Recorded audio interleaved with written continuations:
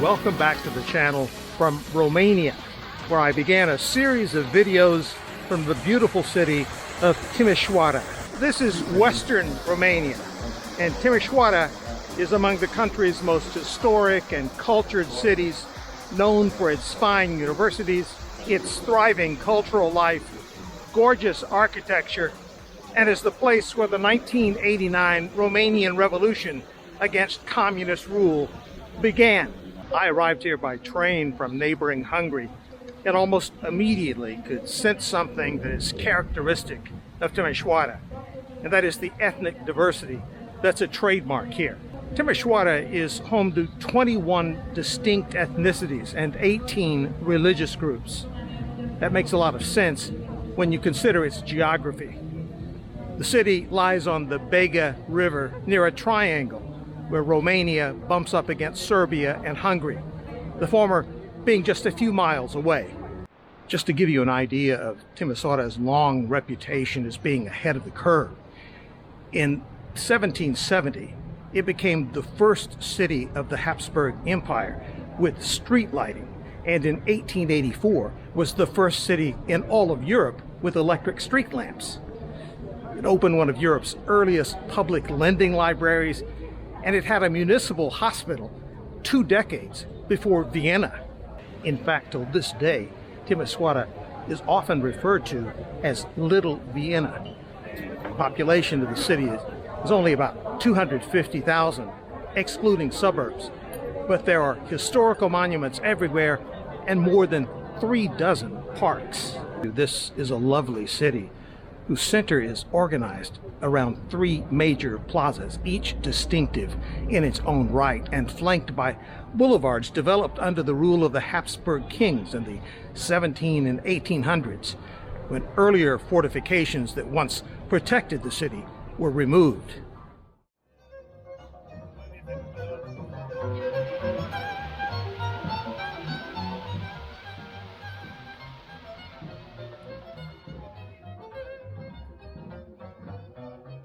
I'm here in the central square of Timisoara, officially known as Victory Square, but often called Opera Square, for the fine opera house that's home to the National Theater and Opera.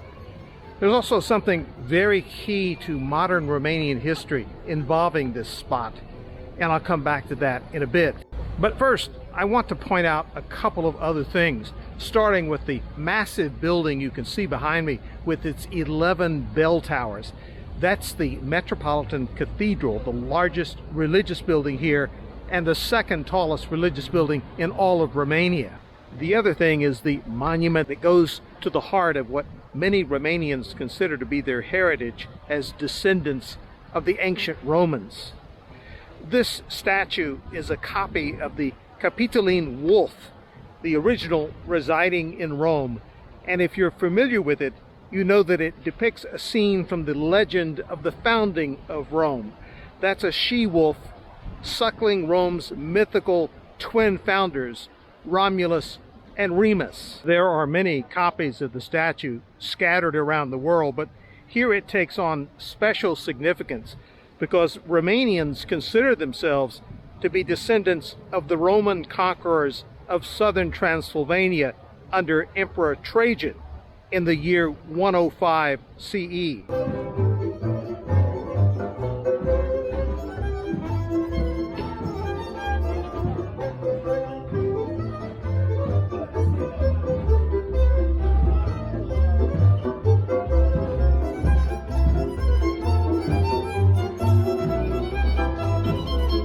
In modern times, this square with its opera house figured prominently in the Romanian Revolution of 1989, during which communist leader Nicolae Ceausescu was toppled from power. It was here in front of the Opera building in December of that year that protesters staged a demonstration against the regime. It was greeted by tanks in the streets and a bloodbath that claimed many lives. The leader had left the country for a visit to Iran at the outset of the unrest, leaving behind his wife Elena and a top military lieutenant to take care of the problem in Timisoara.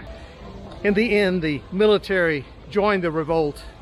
Ceausescu and his wife fled the capital, Bucharest, and after being captured, they were summarily tried and shot by firing squad on Christmas Day. There's a festival about to take place here, and the opera house itself is largely obscured at the moment by a grandstand and all the trappings of the concert that is expected here tonight. But there are visible signs all these years later of the violence that took place here. Strangely enough, it can best be seen perhaps above a McDonald's franchise on the square. McDonald's located on the ground floor. And if you look up above on the building, you can still see bullet holes from that violent epoch.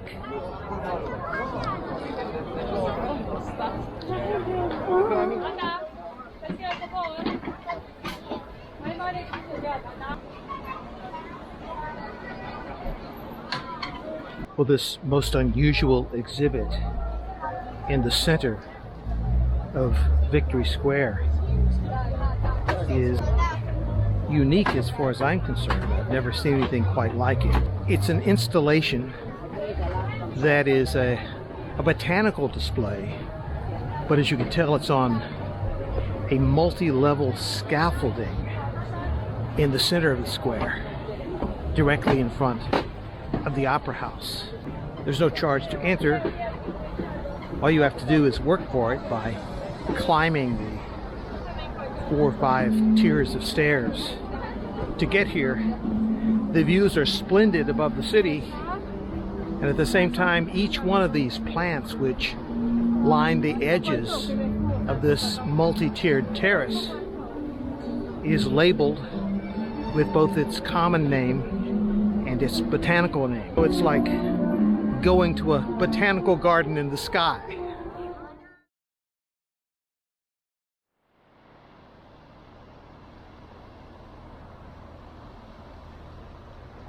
I'm here on the Bega Canal, a 114-kilometer long waterway that connects Timisoara to the town of Tite in nearby Serbia, the border of which is only about 21 miles away. This is a historic canal built over several decades of the 1700s and originally equipped with a series of locks to make passage possible regardless of the water level. Over the years, however, most of the locks became inoperable and the canal was little more than a pleasant stream with little commercial value. But that's all changed in recent years, thanks to millions of dollars of investment, part of it from the European Union, that has once again made Timisoara a port city. From here, commercial boats can connect to the Tisa River, starting in Serbia, and ultimately to the Danube. One of the beautiful things about this canal is that it's lined on both sides with pedestrian walkways and veloways. It's an extremely bicycle-friendly city. You see tons of bicycle paths everywhere in Timisoara. There are 70 kilometers of dedicated bike paths along the canal alone. If you come here, you might want to do as I've done and take a spin down the canal on a water taxi. It's a way for commuters who live along this canal to get back and forth from different parts of Timisoara or beyond. It's also an outlet to those who just want to spend a pleasant day along the waterway.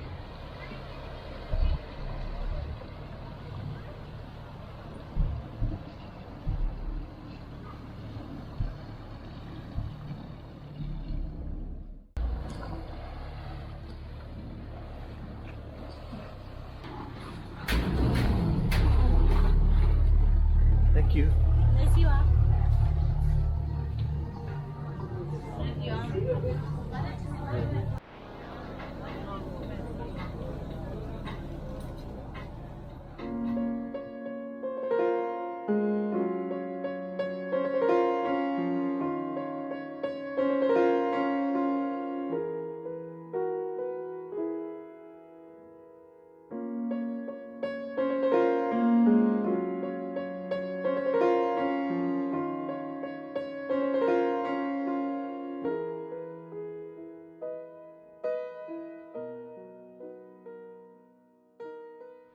Not just along the waterway, but everywhere in Timisoara, really.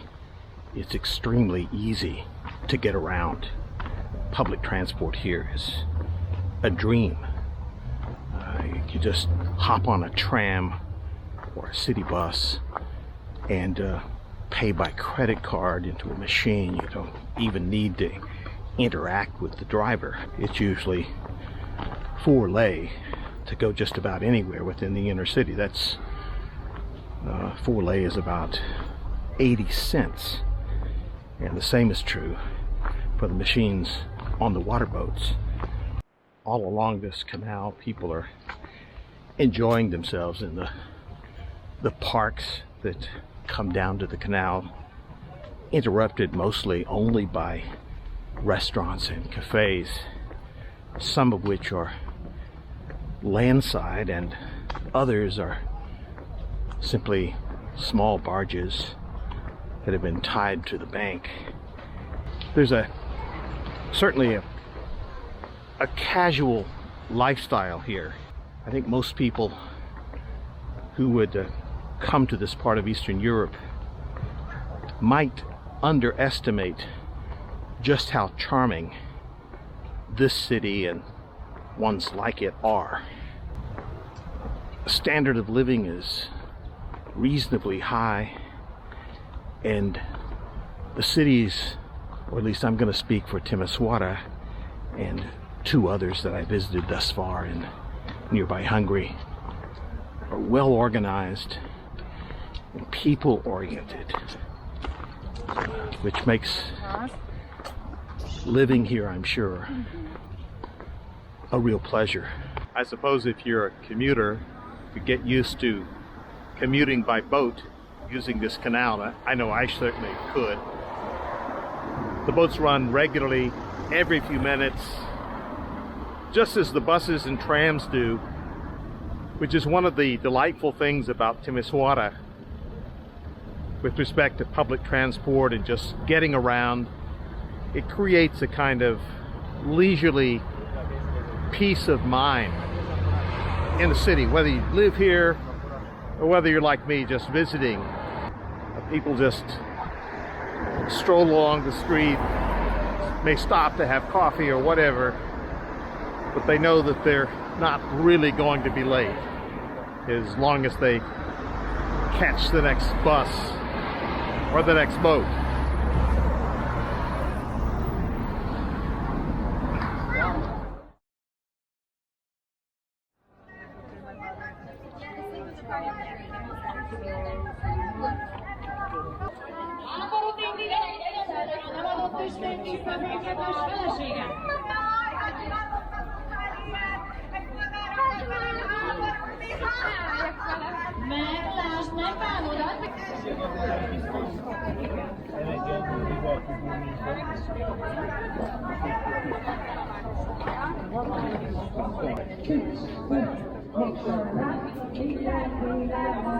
Well, the sign says those are blans, B-L-A-N-S.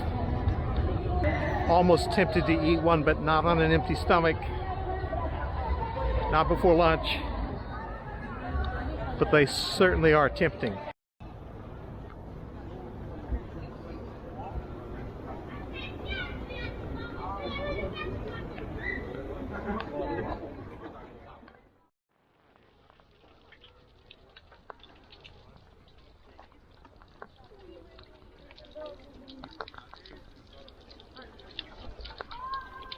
If you like the Baroque style of architecture that flourished in Europe during the first half of the 1700s, this would likely be your favorite square in Timisoara.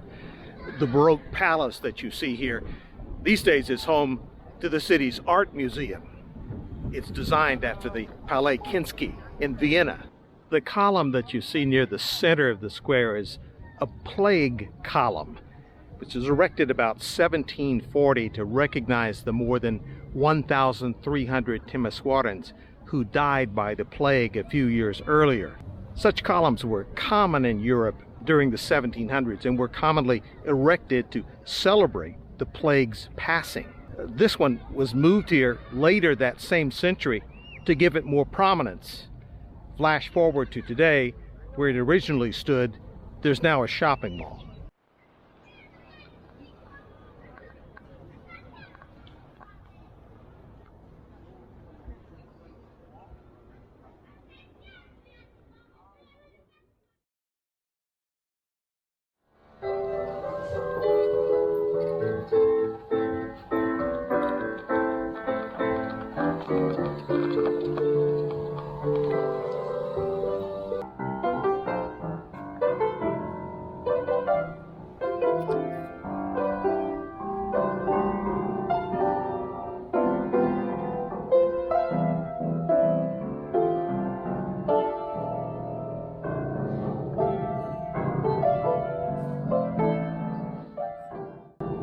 Despite its past, or maybe because of it, Timisoara seems to me an exceptionally happy place.